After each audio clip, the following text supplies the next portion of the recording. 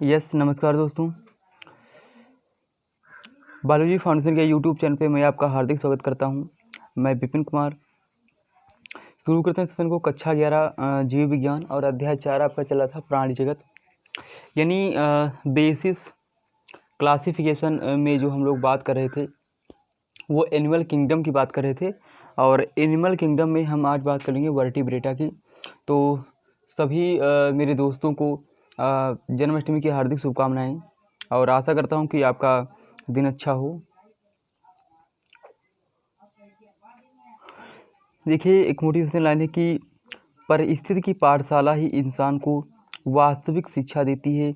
यानी किसी भी कंडीशन से यदि आप उभर सकते हैं, आप संवर सकते हैं, तो ये उस स्थिति में जो आप सीखते हैं वो दैट्स अमेजिंग यार। वो बहुत ही जो है अनुभव होता है, वो काफ़ी आपके जीवन के लिए अच्छा होता है। तो हम लोग आज बात कर रहे हैं वर्ग स्तनधारी यानी वर्ग क्लास मेमेलिया की बात कर रहे हैं। तो क्लास मेमेलिया यानी हम लोग स्तनधारी यानी जितने भी इसमें हम लोग भी आते हैं स्तनधारी में, है ना। टेट्रापोडा के जो एक ऑर्डर है, सब ऑर्डर करके वहाँ। तो इसके कुछ कैरेक्टर होते हैं वर्ग स्तनधारी में, यानी क्लास जो आपका मेमेलिया है इसके कुछ बेसिक कैरेक्टर्स होते हैं। जैसे कि सबसे पहले होता है कि ये स्थल में, मोस्ट ऑफ द स्थल में पाए जाते हैं, और कुछ आपके जंगल में निवास करते हैं, तो कुछ आपके जो है ठंडे प्रदेशों में भी होते हैं। इनमें से कुछ उड़ने वाले भी होते हैं, कुछ पानी में भी रहने के लिए अनुकूल होते हैं। जैसे कि बात करें फेल, है ना। फेल एक स्तनधारी है जो कि पानी में ही रहता है। और इसमें जो मेमरी ग्लैंड पाई जाती हैं, मेमरी ग्लैंड से जो होता है दुग्ध स्रावित होता है, यानी स्तन ग्रंथ भी बोलते हैं मेमरी ग्लैंड को। और शरीर पर जो है इनके रोम पाए जाते हैं और बाह्य कांडपल्लव होते हैं। अगर निषेचन की बात करें तो इनमें निषेचन आंतरिक होता है, और मेल और फीमेल जो होते हैं वो अलग अलग होते हैं। और डेवलपमेंट की बात करें तो इनमें जो डेवलपमेंट होता है वो प्रत्यक्ष तरीके से होता है, इनडायरेक्ट डेवलपमेंट होता है, कोई लार्वावस्था नहीं पाई जाती है। तो पढ़ लेते हैं क्या कुछ लिखा हुआ है। देखिए, लिखा कि इस वर्ग के सभी प्राणी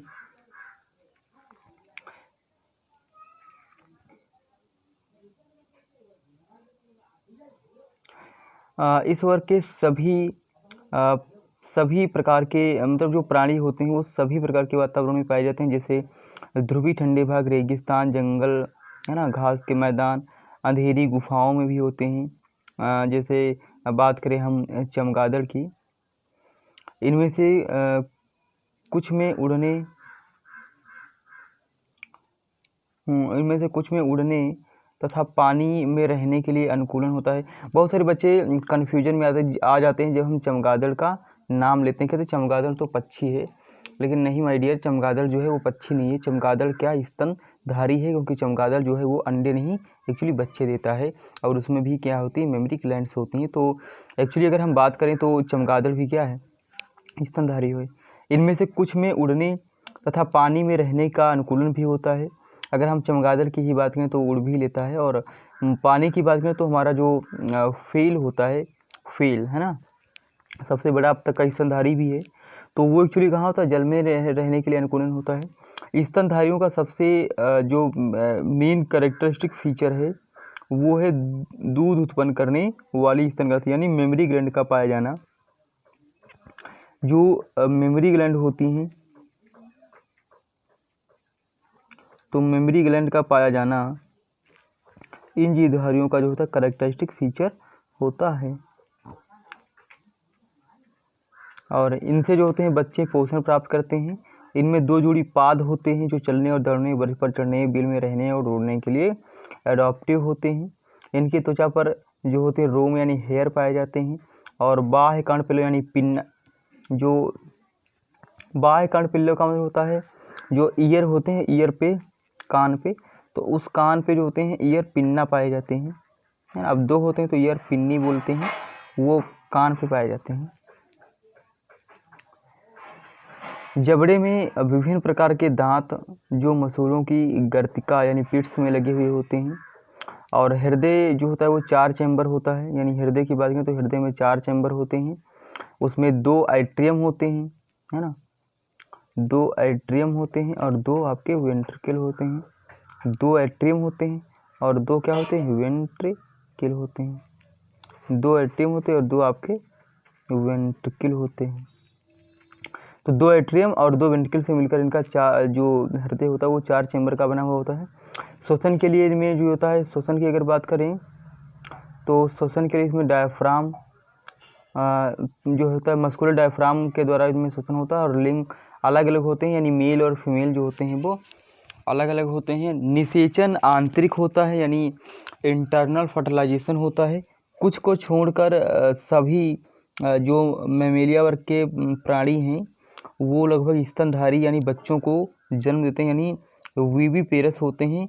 और इसमें जो परिवर्तन होता है वो डायरेक्ट होता है, यानी डायरेक्ट जो है बच्चे से ह्यूमन डायरेक्ट बनता है, कोई लार्वा अवस्था इसमें नहीं पाई जाती है। कुछ एग्जाम्पल की हम बात कर लेते हैं। तो जैसे आपके इसमें एक अंडा आता है जिसको हम बोलते हैं ऑर्निथोरिंकस, ये ओविपेरस होता है, ये अंडे देता है।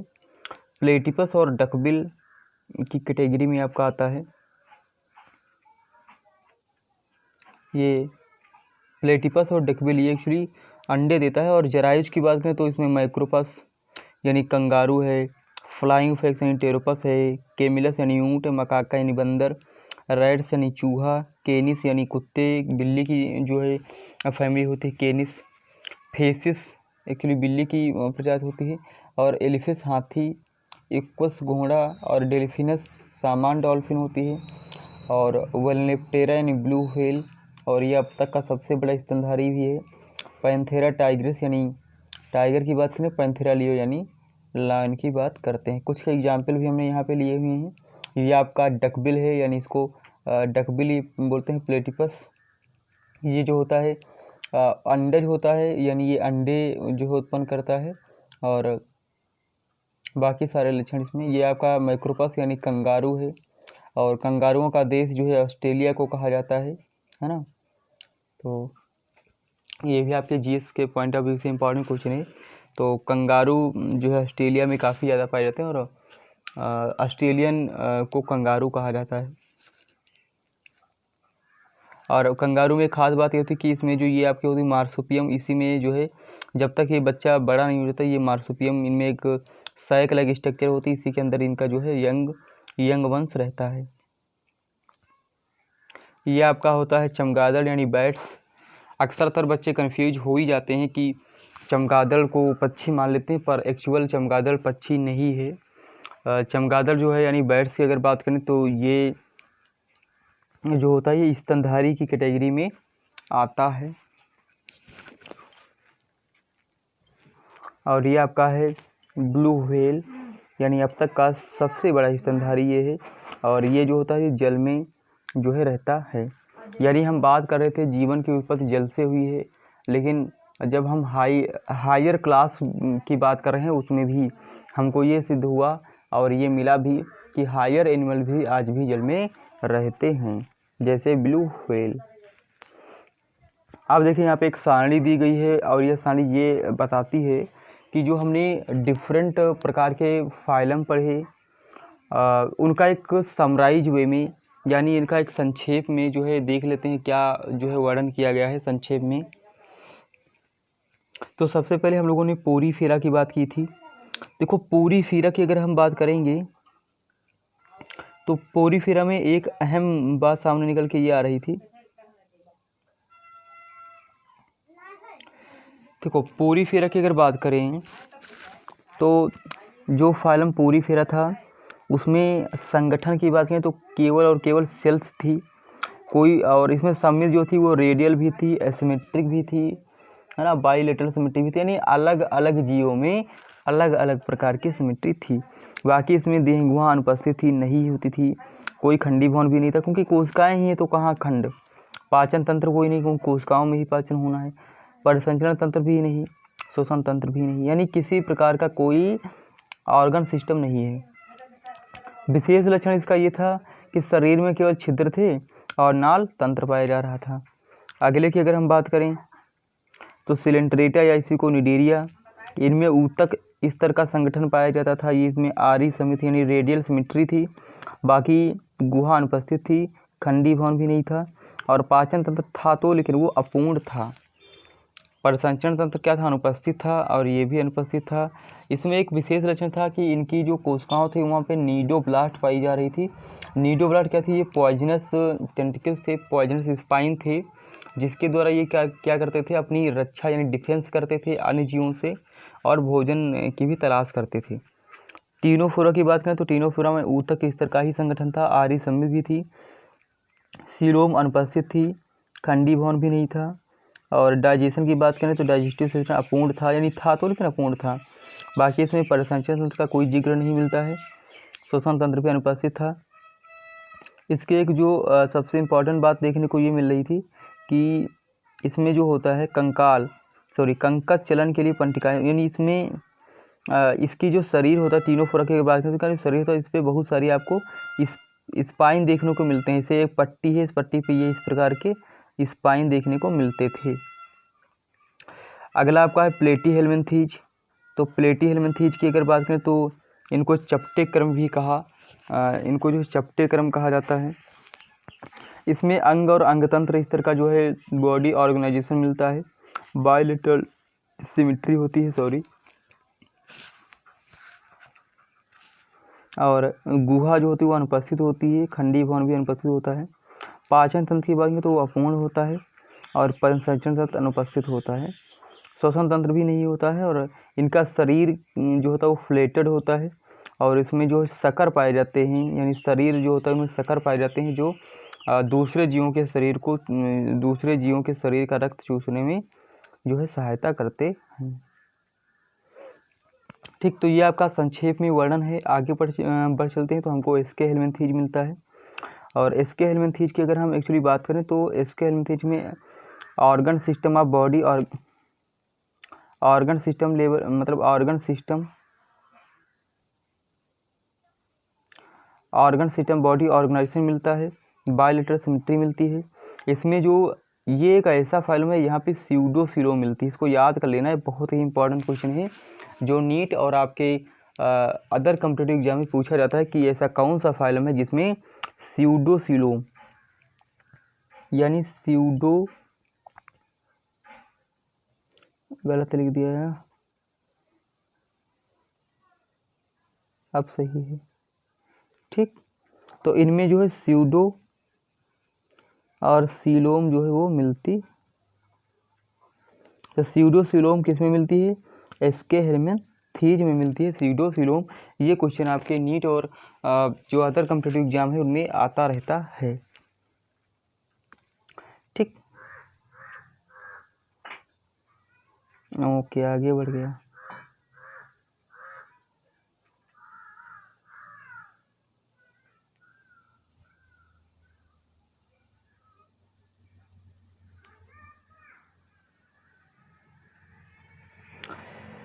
जी, एसके हेल्मिन्थीज की बात करें तो organ system body organisation bilateral symmetry होती है, स्यूडोसीलोम पाई जाती है, और अनुपस्थित इसमें होता है जो आपका परिसंचरण तंत्र है वो अनुपस्थित होता है।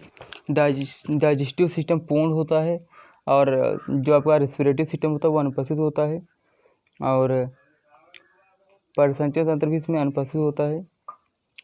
और प्रायः क्रम रूप, मतलब ये जो जीव होते हैं वो वर्म लाइक होते हैं और जो है एक्चुअली लंबे होते हैं। इसी प्रकार से एनिलिडा की बात करें तो अंगतंत्र स्तर का इसमें जो है वो बॉडी ऑर्गेनाइजेशन होता है, यानी organ system level of body organisation होता है, बायलेटरल सिमेट्री होती है। और देह गुहा की बात करें तो सिलोमेटिक होते हैं ये, और बाकी इसमें जो पाचन तंत्र पूर्ण होता है। और तीसरे नंबर पे एक्चुअली क्या लिखा था, खंडी भवन, अच्छा, पाचन तंत्र, श्वसन तंत्र।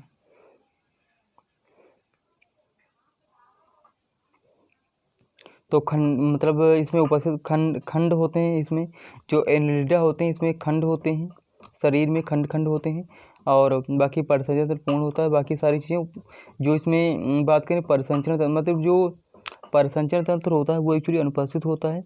शरीर बलों की तरह ये खंडित होते हैं, यानी सेगमेंटेड इनका बॉडी लेवल होता है। आर्थ्रोपोडा की बात करें तो organ level of body organisation bilateral symmetry होती है, सिलोमेटिक होते हैं। खंड इसमें भी आपके पाए जाते हैं आर्थ्रोपोडा में, क्योंकि इनको ज्वाइंटेड जो है एनिमल, क्योंकि आर्थ्रोपोडा का मतलब ही था क्या, आर्थोज, और आर्थोज का मतलब ही था जॉइंटेड फीट, है ना, तो इनमें भी खंड होते हैं एक्चुअली। और बाह्य कंकाल का इसमें काइटिन, जो इनका कंकाल होता है बाह्य कंकाल जो होता है उसमें काइटिन का बना हुआ बाह्य कंकाल होता है, और उस पर संधिपाद एक्चुअली पाए जाते हैं। तो कुछ संक्षेप में जो है इनका वर्णन है, और डिटेल में तो हम आपको बता ही चुके हैं हर एक फाइलम के बारे में। मोलस्का की बात करें तो मोलस्का की कुछ खास बातें थी। इनका जो बाह्य कंकाल था उस पर कैल्शियम कार्बोनेट का जो कवच होता है वो एक्चुअली उपस्थित होता है।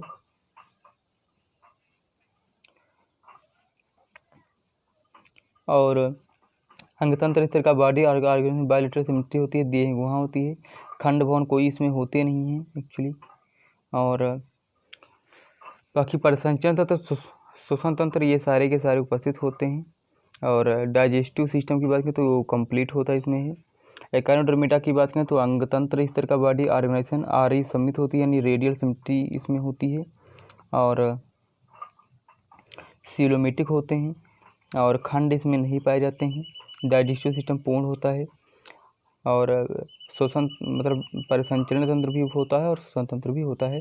इसमें जल संवहन तंत्र और आरी समिति इसकी जो कैरेक्टरिस्टिक फीचर होते हैं। हेमिकार्डिटा की बात करें तो इसमें अंगतंत्र इस तरह का बॉडी ऑर्गेनाइजेशन होता है, बायोलिटरल सिमेट्री होती है, सीलोमेटिक होते हैं, कोई भी इसमें खंड वगैरह नहीं पाए जाते हैं। और पाचन पूर्ण रूप से होता है, श्वसन तंत्र और परिसंचरण दोनों ही उपस्थित होते हैं, क्रम के समान होते हैं। इसमें इनका जो शरीर होता है वो सुंड, कॉलर और धड़ में जो है वो डिवाइड होता है। अगर लास्ट आपका है कार्डेटा की बात कर लेते हैं तो कार्डेटा की अगर बात करें तो अंगतंत्र इस तरह का बॉडी ऑर्गेनाइजेशन होता है, बायोलिटरल सिमेट्री होती है, यानी दायां भाग बराबर बायां भाग, सीलोमेटिक होते हैं, यानी सीलोम पाई जाती है, बताया था सीलोम जो होती है वो बॉडी वाल और एलिमेंट्री कैनाल के बीच जो स्थान होता है उसी को सीलोम बोलते हैं। और इसमें जो खंड होते हैं वो उपस्थित होते हैं, और पाचन पूर्ण रूप से होता है, बाकी श्वसन और परिसंचरण दोनों ही होते हैं। परिसंचरण तंत्र की बात करें तो बंद प्रकार का परिसंचरण तंत्र होता है, जो ब्लड होता है वो केशिकाओं, आर्टरीज, वेन्स, है ना, इनमें बहता है, यानी रक्त जो होता है वो शरीर से एक्चुअली बाहर नहीं जाता है। और इसमें बात करें तो पृष्ठरज जो खोखली, यानी जो इसमें जो नोटोकॉर्ड होती है और एक नर्व कॉर्ड होती है, तो जो पृष्ठरज यानी जो बात कर रहे हैं नोटोकॉर्ड की तो वो खोखली होती है, और इसमें जो एक होती है स्पाइनल कॉर्ड वो भी इसमें पाई जाती है। और इसमें गिल्स, जो गिल होते हैं श्वसन के लिए गिल्स होते हैं कुछ में, और जो मतलब कार्डेटा के अंतर्गत जो एम्फीबिया वगैरह होते हैं उसमें गिल्स होते हैं।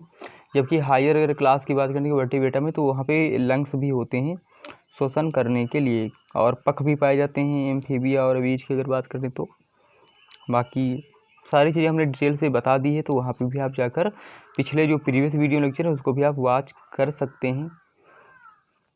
तो इस प्रकार से हमारा जो एक्चुअली चैप्टर है वो यहाँ पे फिनिश हो जाता है। जो प्राण जगत का चैप्टर था ये एक्चुअली अब यहीं पे ख़त्म हो जाता है।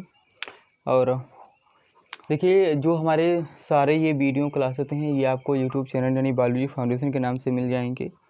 तो अब सबसे पहले एक्चुअली वीडियो वहीं अवेलेबल ही होते हैं, तो यदि आप हमारे चैनल से जुड़ना चाहते हैं तो हमारे चैनल को सब्सक्राइब कर लीजिए, और साइड में जो बेल आइकन है उसको भी ऑन कर दीजिए ताकि आपको नोटिफिकेशन मिलते रहें।